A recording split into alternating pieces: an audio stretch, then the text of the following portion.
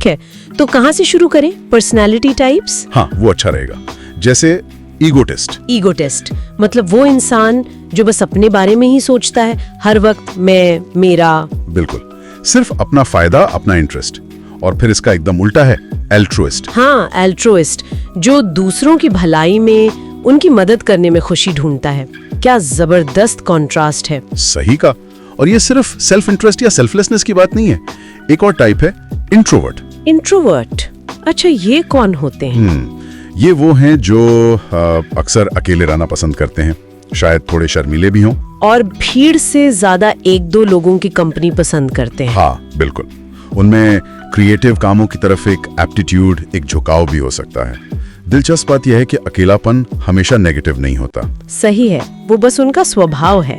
Okay, अब कुछ negative भावनाओं वाले शब्द देखें। हाँ, जैसे मिज़ान्थ्रोप। मिसैंथ्रोप, ये थोड़ा भारी शब्द लगता है, इसका क्या मतलब है?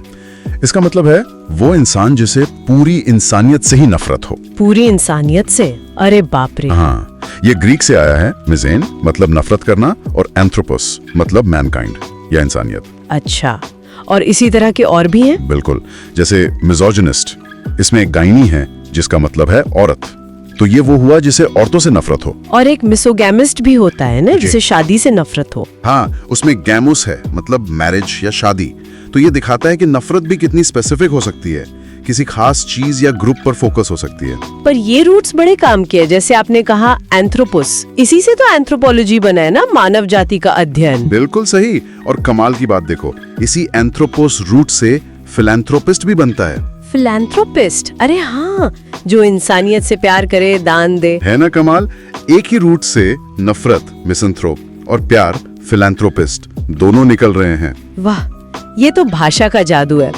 अच्छा, दिमाग से जुड़े कुछ शब्द जैसे न्यूरोसिस, ये क्या चीज है? हाँ, न्यूरोसिस, इसे अक्सर लोग नसों की बीमारी समझते हैं, पर ये असल में वो नहीं है। तो फिर क्या है? ये एक ऐसी मेंटल कंडीशन है जहाँ इंसान अपनी एनर्जी, अपनी ताकत बेमतलब के कामों या चिंताओं में लगाता रहता है, अनप्रोडक्टिव कामों में। अच्छा, जैसे कोई मिसाल? जैसे कोई हर वक्त अपनी सेहत को लेकर ही परेशान रहे या फिर किसी से बदला लेने के बारे में ही सोचता रहे, मतलब एनर्जी गलत जगह जा रही है।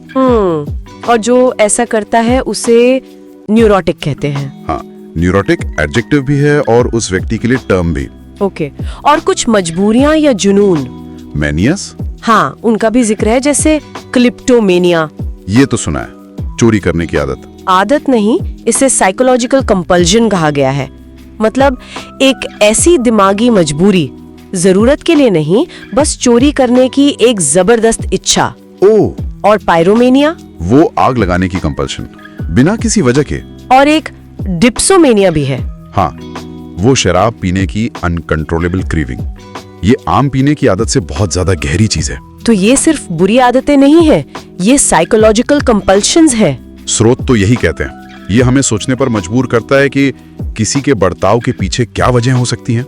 और डर भी तो होते हैं, फोबियाज। बिल्कुल, जैसे क्लस्ट्रोफोबिया, बंद जगहों का डर। हाँ, लिफ्ट वगैरह में। और एक्रोफोबिया, वो ऊंचाई का डर, बहुत ज्यादा डर। और एगोराफोबिया, खुली जगहों का। हाँ, खुली या भीड़ वाली जगह जहाँ से लगता है कि निकलना मुश्किल होगा। ये दिखाता है डर कितने स्पेसिफिक हो सकते हैं। क्या बात है। एक और शब्द है जो मुझे बड़ा दिलचस्प लगा, एम्बिवेलेंस। हाँ, एम्बिवेलेंस बड़ा गहरा शब्द है। इसका मतलब क्या है? ठीक ठीक, इसका मतलब है किसी एक ही चीज या इंसान के लिए एक ही वक्त पर दो बिल्कुल उल्टे जज्बात महसूस करना, कॉन्ट्राडिक्टरी फीलिंग्स। जैसे प्यार भी और नफरत भी एक साथ। हाँ बिल्कुल। या किसी चीज को चाहना भी और उससे डरना भी। ये दिखाता है कि इंसानी भावनाएं कितनी कॉम्प्लेक्स होती हैं, सीधी सादी नहीं होती। तो इन सब शब्दों का निचोड़ क्या है? ये सब जानकर क्या फायदा? देखिए, ये शब्द सिर्फ लेबल्स नहीं है, ये हमें इंसानी बर्ताव और जज्बातों के पूरे स्पेक्ट्रम को समझने में मदद करते हैं। हाँ, उनकी गहराइयों और उलझनों को। बिल्कुल, ये दिखाते हैं कि इंसानी तजुर्बे कितने अलग अलग हो सकते हैं। सही कहा।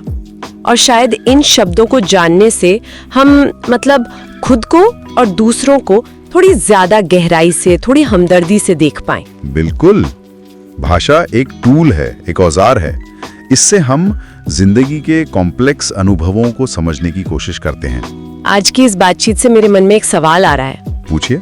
क्या किसी के बर्ताव या भावनाओं को समझने के लिए सही शब्द जानना क्या ये हमें थोड़ा और टॉलरेंट, थोड़ा और सहनशील बना सकता है? अच्छा सवाल है, सोचने वाली बात है। इस पर सोचिएगा जरूर। अगली बार फिर मिलेंगे कुछ नई बातों के साथ।